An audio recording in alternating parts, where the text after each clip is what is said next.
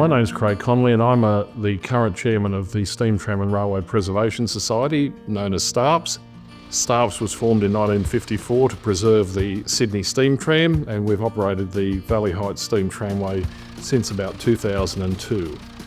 Some of our key projects we're working on at the moment is the CCA Carriage, which is the train in a carriage project.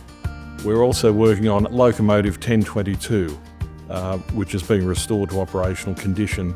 So STARPS was successful in obtaining a Transport Heritage grant in 2024 to convert an end platform carriage CBI 1073 into a CCA carriage. A CCA has got a first-class smoking compartment, a first-class non-smoking compartment, a second-class smoking compartment, a second-class non-smoking compartment, and the guards compartment.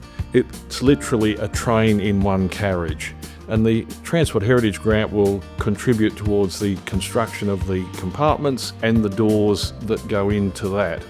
When the carriage is fully complete, we will be operating it on the Valley Heights Steam Tramway for the benefit of the public. EHO express brake vans were introduced into service between 1908 and 1925. EHO 668, which is the one we have, came online in December 1913. We've been working on EHO for at least 2 years, and maybe 2.5 years, I think it is. Had a high roof, looked like a loaf of bread. They often got the name of elephant cars as well because they were lumpy. Adaptive reuse provides flexibility in dealing with specialised structures so as to conserve the significant fabric while permitting the introduction of new uses. The collection management team here needs a workspace, and there wasn't one. It had potential as a workplace.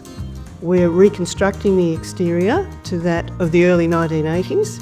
Basically the frame was good, but the top was not good, so we had a lot of rot, timber rot in the timbers.